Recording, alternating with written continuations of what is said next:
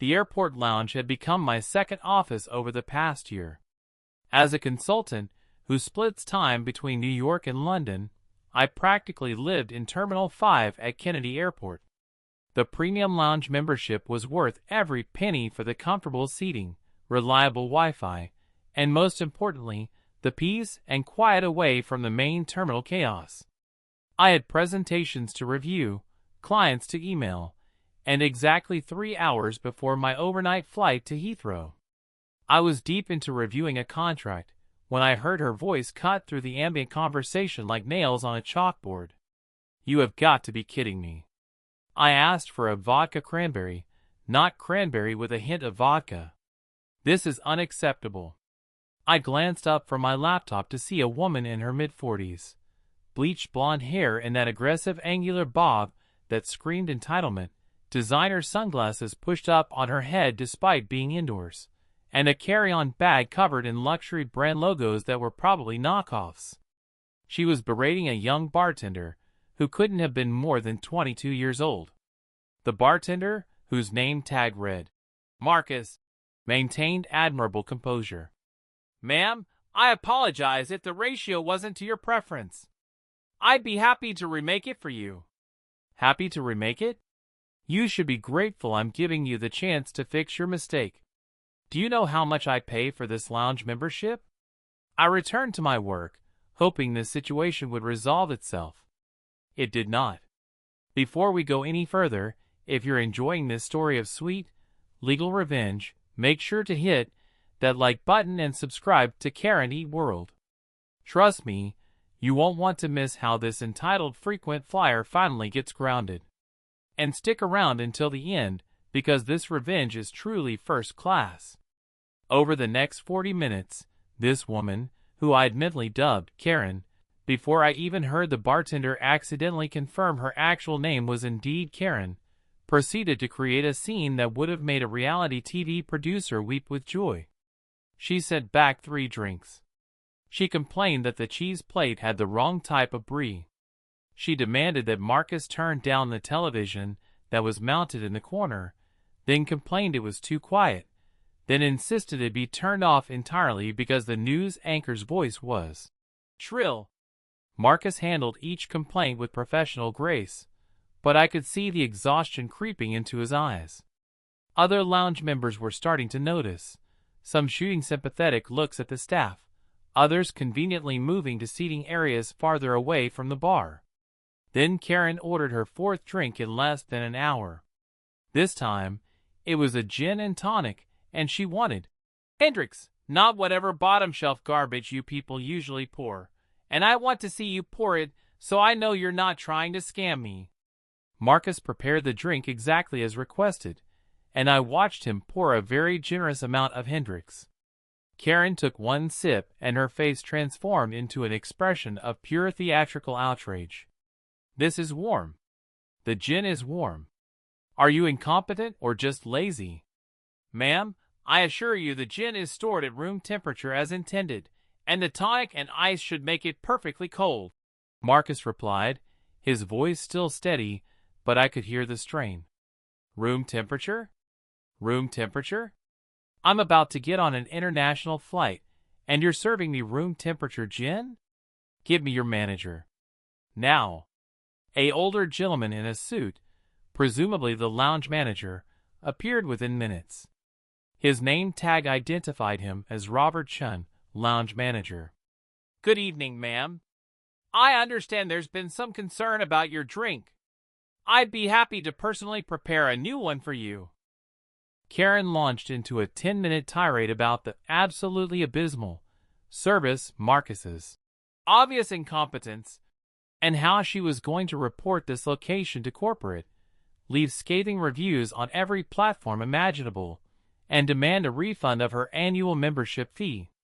Robert listened with the patience of someone who had clearly dealt with this personality type before. "I sincerely apologize for your experience," Robert said calmly. "However, I do need to inform you that our policy limits guests to 3 alcoholic beverages per visit for safety reasons, and you've already had 4. I'm afraid I can't serve you another at this time." The temperature in the room seemed to drop 10 degrees.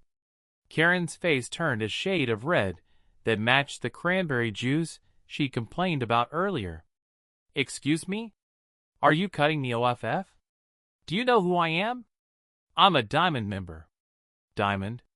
I've been flying this airline for 15 years. I understand your status with the airline, ma'am, and we greatly appreciate your loyalty. However, the 3-drink policy applies to all guests regardless of status. It's a safety regulation." "Safety regulation? Safety? I am perfectly fine. I'm not some common drunk you can just discriminate against. This is classist and elitist, and I will be speaking to your supervisor and probably a lawyer about this." I couldn't help myself. I closed my laptop and turned slightly to watch the show. This was escalating quickly, and my consultant brain was already analyzing the risk assessment failures happening in real time. Robert remained impressively calm. "Ma'am, I'm the manager on duty, and I'm responsible for all guest safety and comfort. I'm going to have to ask you to please lower your voice as you're disturbing other guests." That was gasoline on the fire. Karen stood up from her bar stool so aggressively it nearly tipped over. She grabbed her 4th drink, the allegedly warm gin and tonic, and for a moment I thought she might actually throw it. Instead, she took a long, deliberate sip while maintaining eye contact with Robert, like a toddler who's been told not to touch something. "There. I'm drinking it. What are you going to do about it? Call security on a Diamond member? I'd love to see that. The lawsuit would pay for my next 10 years of flights." Several other guests had stopped what they were doing to watch. I noticed a few people filming on their phones. In the age of social media, this was going to be everywhere by morning. Robert pulled out his radio. "Yes, I'm going to need security to the lounge, please. Non-emergency, but we have an uncooperative guest." Karen's eyes went wide with genuine shock, as if she couldn't believe her actions had consequences. "You did not just call security on me. You did not. I am getting on a flight to Paris in 2 hours for a vacation I've been planning for months, and you're treating me like a criminal." "Ma'am, no one is treating you like a criminal. However, you violated lounge policies, and you're causing a disturbance. Security will escort you to your gate if necessary, but you need to leave the lounge." "I am not leaving. I paid for this. I have rights." 2 security officers arrived, a man and woman in their 30s who'd clearly seen this movie before. They approached with cautious professionalism. The female officer spoke first. "Ma'am, we're going to need you to come with us." What happened next was like watching a car crash in slow motion. Karen spun toward the officers, lost her balance slightly, and splashed some of her gin and tonic on the female officer's uniform. It clearly wasn't intentional, just a result of her dramatic gesture combined with having consumed 4 drinks, but the optics were terrible. "Oh, don't even try to say I threw that at you. That was an accident because you people are harassing me." The male security officer stepped forward. "Ma'am, you need to come with us now. We can do this calmly, or we can call airport police." "Airport police? For what? For having a drink? For expecting basic service? This is America. I have freedom. You can't just arrest people for complaining about bad service." "No one's arresting you, ma'am. But you do need to leave the lounge immediately." I watched as Karen grabbed her designer knockoff bag and her phone, still arguing at full volume, as the security officers escorted her out. The other lounge guests erupted in a smattering of applause, and Marcus looked like he might cry from relief. Robert approached the bar to check on Marcus, and I heard him say quietly, "File the incident report. Everything. And I'm flagging this for the airline safety team. That behavior was completely unacceptable." I should have left it there. Gone back to my work, boarded my flight, forgotten the whole incident. But something about the way Karen had treated the young bartender stuck with me. The casual cruelty, the absolute certainty that her status and money entitled her to abuse service workers. It reminded me of every entitled executive I'd ever had to deal with. Every person who thought their perceived importance gave them the right to make others miserable. Also, I recognized her. Not personally, but I'd seen her before in this very lounge. She was a regular, and this wasn't her first scene. I'd witnessed at least 2 other incidents over the past months, though nothing quite this spectacular. I walked up to the bar where Marcus was clearly trying to compose himself. "Hey, are you okay?" He looked up, surprised that someone was addressing him with basic human kindness. "Yeah, I'm fine. Just another day, you know?" But his hands were shaking slightly as he wiped down the bar. "That was handled really professionally. I'm sorry you had to deal with that. Thanks. I just hope she doesn't actually get me fired. She said she was going to complain to corporate. If anyone should be worried about corporate, it's her, not you." I handed him my business card. "If there's any fallout and you need someone to provide a witness statement about what actually happened, feel free to reach out." Marcus looked at the card, and I saw his eyes widen slightly as he processed the company name. "I work for one of the largest consulting firms in the world, and we do significant business with this particular airline." He nodded slowly. "Thank you. Really?" I returned to my seat and tried to refocus on work, but my mind kept drifting back to the incident. I pulled out my phone and did what any modern person does when they can't let something go. I started researching. Karen's full name was Karen Michelle DeMarco, and she was surprisingly easy to find on social media. Her accounts were public, and she was exactly who I thought she'd be. Every other post was a complaint. Restaurants, hotels, retail stores, airlines. She'd cultivated an entire online persona around being a tough customer who demanded excellence. Her followers seemed to think this made her some kind of consumer advocate rather than just an entitled bully. I found reviews she'd left on various platforms, and they were scorched earth. 1-star ratings with paragraphs of vitriol, often targeting specific employees by name. I found one about Marcus from 3 months ago, complaining that he'd been slow and incompetent when making her drink. The review had clearly been written to cause him professional harm. Then I found something interesting. Several of her posts referenced her flight schedule, and she flew this particular route, New York to Paris, almost monthly. Always the same flight, same day of the week, Tuesday evenings. She'd posted about her routine and how she was such a valued customer that the airline should roll out the red carpet every time. My flight to London was called for boarding, and I gathered my things. But my mind was already working on a different problem. I have a particular set of skills from years of consulting work, skills that involve understanding systems, finding inefficiencies, and implementing solutions. And I was starting to see a solution to the Karen problem. After a smooth flight and a productive week in London, I returned to Kennedy Airport the following Tuesday. I arrived early and went straight to the lounge. Robert was there again, and I approached him with my business card. "Hi, Robert. We haven't formally met. I was here last week when that incident occurred with a guest who was removed. I wanted to follow up and see if there was any aftermath." Robert's expression turned grim. "You're kind to ask. She filed formal complaints against Marcus and myself, demanded we be fired, and threatened legal action against the airline. She also posted videos of the incident on social media, though conveniently edited to make it look like she was the victim. It's been a whole thing. Is Marcus okay? Job secure?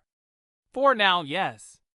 We have security footage that shows what actually happened, and several witnesses gave statements.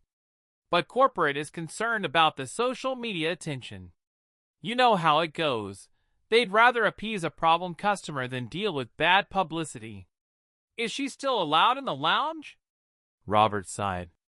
"Unfortunately, yes. Her membership is valid and corporate hasn't revoked it. They sent her a warning letter, but she's threatened to sue over discrimination, so they're afraid to take stronger action. Between you and me, I'm dreading the next time she shows up. When does she typically come through? Like clockwork, Tuesday evenings. Same flight to Paris. In fact, she should be here in about an hour. I thanked Robert and found a seat with a clear view of the entrance. I ordered a coffee and opened my laptop, but I was really just waiting and watching. Sure enough, about 50 minutes later, Karen swept into the lounge like she owned it, designer sunglasses, logo bag, and an air of superiority that preceded her like a cloud of expensive perfume. She went straight to the bar where Marcus was working. He saw her coming, and I could see him physically brace himself. "Hi, I'll have a dirty martini. Grey Goose, 3 olives, and I'll be watching you make it since apparently quality control is a problem here." Marcus made the drink exactly as specified. Karen took a sip, and I could see her searching for something to complain about. But apparently even she couldn't find fault with a perfectly made martini when she'd supervised every step. She took her drink and settled into a chair, immediately pulling out her phone and starting to type furiously. I watched her for the next hour. She ordered a second drink, a glass of white wine this time, and sent it back once because it was too cold. The replacement was acceptable. She complained about the temperature in the lounge. She asked someone to move because she wanted their seat closer to an outlet. She was a one-woman campaign of petty tyranny. When her flight was called, she gathered her things and left. I watched her go, and then I made a decision that would change everything. Over the next week, I made some calls. One of the advantages of working for a major consulting firm with airline industry clients is that you develop contacts. I reached out to a colleague who specialized in aviation safety and regulatory compliance. We had lunch, and I asked some hypothetical questions about airline passenger incident reporting and FAA procedures. Hypothetically, I said, if a passenger had an incident involving intoxication and aggressive behavior in an airport lounge, what would the reporting chain look like? My colleague, David, thought for a moment. Well, most airlines have internal safety reporting systems. If it's serious enough, it gets flagged for their security team. Really serious incidents, especially involving intoxication or threats, can be reported to the TSA and FAA. What constitutes really serious? Physical altercation, threats of violence, extreme intoxication that poses a safety risk, anything that suggests the person might be a danger to themselves or others on a flight. The airlines take it seriously because they can face massive liability if something happens at 30,000 feet. And what happens to passengers who get flagged? Depends on the severity. Could range from a warning letter all the way up to being banned from flying that airline, or in extreme cases, being placed on the no-fly list. The no-fly list is federal though, so that's rare and usually involves terrorism concerns or serious criminal behavior. I nodded thoughtfully. What about patterns of behavior? Like if someone repeatedly caused incidents? That would definitely be noted. Airlines track problem passengers. If someone has multiple incidents, especially involving intoxication or aggression toward staff, that creates a documented pattern that could lead to flight bans. Interesting. Thanks, David. This is helpful for a client presentation I'm working on. He gave me a knowing look. Sure. Client presentation. Just remember, whatever you're actually thinking about, make sure it's by the book. Airlines don't mess around with safety issues, and neither does the FAA. I had no intention of doing anything that wasn't by the book.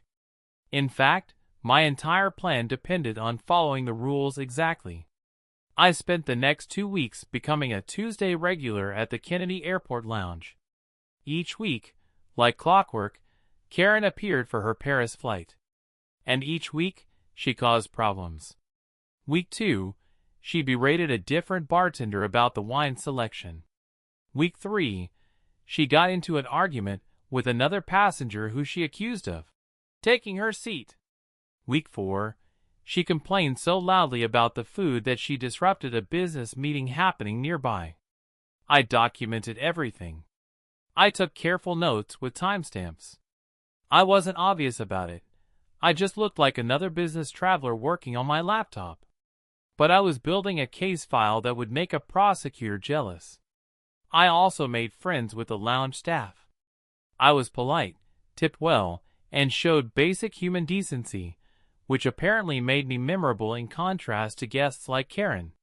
Robert and I developed a friendly rapport. Marcus opened up about how Karen's complaints had almost cost him his job. Other staff members shared their own Karen stories. "She's been doing this for years," one server told me. "We all dread Tuesday evenings. Corporate keeps telling us to just deal with it because she's a high-value customer. Has anyone ever formally reported her behavior to the airline safety team? We file incident reports, but I don't know if anything happens with them. They'd probably just go in a file somewhere." That was exactly what I'd suspected. The reports existed, but no one was connecting the dots or escalating the pattern. It was a system failure, and system failures were my specialty. On the 5th Tuesday, I witnessed Karen's worst performance yet. She'd had 2 drinks and was working on her 3rd when another passenger, an elderly man, accidentally bumped her chair while trying to reach the bar. Some of her wine sloshed onto her shirt. The man immediately apologized. "Oh my goodness, I'm so sorry. Please let me help," Karen exploded. "Help? Help? You just assaulted me and ruined a $300 blouse. I should call the police. This is battery." "Ma'am, I truly apologize. It was an accident. I'd be happy to pay for the dry cleaning." "Dry cleaning? You think dry cleaning fixes this? This is designer. It's probably ruined. I want your name. I'm going to sue you." The poor man looked terrified. He was probably in his 70s, and he clearly hadn't meant any harm. Security was called again, but this time they had to calm Karen down and take a statement from her about the assault. She insisted on filing a formal complaint, demanding the other passenger be removed from the airport. After about 30 minutes of drama, the security officers determined it was clearly an accident, no action would be taken, and Karen needed to calm down or she'd be the one removed from the lounge. She grudgingly accepted this but continued to complain loudly to anyone who would listen about the incompetence of airport security. I'd seen enough. It was time to act. I requested a meeting with Robert the following week. When we sat down, I was direct. "Robert, I've been observing Karen DeMarco's behavior over the past several weeks. I'm concerned about a pattern of escalating aggression and alcohol-related incidents that could pose a safety risk." Robert sighed heavily. "You're not wrong. But corporate has made it clear they don't want to ban her. She's threatened lawsuits, and they're afraid of the publicity. What if the decision wasn't up to corporate? What if it was a legitimate safety concern that had to be reported to the TSA and FAA?" Robert looked at me carefully. "That would have to be a pretty serious incident, or a well-documented pattern of serious incidents. Do you have all the incident reports filed about her?" "Yes, we're required to keep them for 3 years." "How many are there?" Robert pulled up something on his computer. His eyes widened. 14 formal incident reports over the past 18 months. I knew it was bad, but I didn't realize there were this many. 14 incidents, several involving intoxication and aggressive behavior toward staff and other passengers. That's not a customer service issue, Robert. That's a safety issue. And I think your airline has a legal obligation to report patterns like this to the appropriate authorities." Robert was quiet for a long moment. "You're right. You're absolutely right. I think I've been so focused on trying to manage each individual incident that I never stepped back to see the bigger picture. This should have been escalated months ago. It's not too late to do the right thing. Will you provide a formal witness statement about what you've observed? Absolutely. And I'm happy to testify if needed. Over the next week, Robert worked with his corporate security team and legal department. The pattern of Karen's behavior, documented across 14 incident reports plus witness statements from multiple staff members and guests, including myself, painted a clear picture of someone who posed a potential safety risk to other passengers. The airline's legal team determined they had both the right and the responsibility to report this to the TSA's risk assessment program. It wasn't a criminal matter, but it was absolutely a safety concern. A passenger with a documented pattern of aggressive, intoxicated behavior in airports could not be allowed to continue flying without assessment. I wasn't privy to the exact details of what happened next. Those channels are confidential. But I knew the process. The TSA would review the documentation, assess the risk, and make a determination. With 14 documented incidents, several involving intoxication and aggression, and a clear escalating pattern, the outcome wasn't really in doubt. 2 weeks later, I was back in the lounge on a Tuesday evening. I'd timed my London flight to match Karen's schedule. I wanted to be there to see the results of what I'd set in motion. Karen arrived right on schedule, designer bag, sunglasses, attitude fully engaged. She went to the check-in counter for her flight first, before coming to the lounge. That was new. Usually she checked in on her phone. I watched from across the terminal as she handed over her passport and credit card. The gate agent scanned her documents, and then I saw her expression change. She picked up a phone, spoke to someone briefly, and then a supervisor appeared. Karen's body language shifted from confident to confused to angry in the span of about 30 seconds. Her voice carried across the terminal even though I couldn't make out specific words. The supervisor was trying to speak with her privately, but Karen was having none of it. She wanted answers now, and she wanted them loudly. Finally, I saw Karen storm away from the counter toward the lounge. Her face was bright red, and she was on her phone, clearly yelling at someone. She burst into the lounge, and Robert immediately moved to intercept her. "You? This is your fault. They're saying I can't fly. That I'm on some kind of list. This is illegal. I know you reported me, and I'm going to sue you and this airline for everything." Robert remained calm. "Ma'am, I'm going to need you to lower your voice." "Lower my voice? They're saying I can't board my flight. That I'm flagged as a security risk. Me, a Diamond member. This is defamation.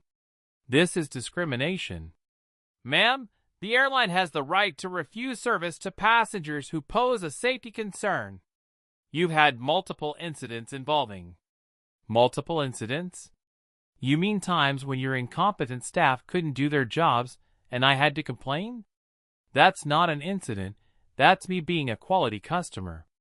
A TSA officer had followed Karen into the lounge, along with airport police. The TSA officer stepped forward. "Ma'am, I need you to come with me. We need to have a conversation about your status." "My status? My status is that I'm a paying customer who's being persecuted for demanding basic service." "Ma'am, you've been flagged in our system due to multiple incidents involving aggressive behavior and alcohol consumption in airport settings. We need to conduct an assessment before you'll be cleared to fly." The reality was starting to sink in. Karen's face cycled through emotions: anger, disbelief, panic, and finally, a dawning understanding. Wait. Are you saying I'm on the no-fly list?" "You're on a restricted list pending assessment. It means you cannot board flights until you've completed a review process with TSA. This is based on documented incidents and safety concerns." "Documented? By who?" "That's not. You can't just. I have rights. I'm an American citizen. You can't just ban me from flying. We're not banning you permanently, ma'am. But you'll need to go through an appeals process. You'll receive information about how to request a review. Until that's completed and you're cleared, you won't be able to fly on any commercial airline. Karen turned to look around the lounge, and her eyes landed on me. For a moment, our eyes met, and I saw the exact second when she recognized me. The business traveler who'd been there every Tuesday, watching, taking notes. Her mouth opened and closed like a fish out of water. Her expensive designer bag slipped from her shoulder to the floor. The champagne flute of entitlement she'd been sipping from for years had just shattered into a million pieces, and she was standing in the wreckage with bleeding feet. You did this. You were watching me. This was a setup. I closed my laptop slowly and stood up, slinging my bag over my shoulder. My flight to London was boarding. I walked past her toward the exit, and as I did, I spoke quietly enough that only she could hear. I didn't do anything except document what you've been doing for years. You did this to yourself, Karen. Every complaint, every tantrum, every person you abused. That's 14 documented incidents. I just made sure someone finally connected the dots. Her face went from red to white. The TSA officer was guiding her toward the exit, explaining the appeals process, but she wasn't listening. She was staring at me, finally understanding the full scope of what had happened. She'd spent years weaponizing the system, using complaints and threats to make other people's lives miserable. And now that same system, those same rules she'd loved to cite, had turned on her with devastating precision. She'd wanted to be treated like a VIP, like her status made her untouchable. Instead, she'd been grounded indefinitely, her name flagged in a federal database, unable to fly on any commercial airline until she could prove she wasn't a safety risk. All completely legal. All completely by the book. All based on her own documented behavior. If you loved watching this entitled frequent flyer get permanently grounded by her own terrible behavior, smash that like button and subscribe to KarenEatWorld. We've got tons more stories of people who thought they were above the rules finding out they definitely aren't. Drop a comment and let me know what revenge story you want to hear next.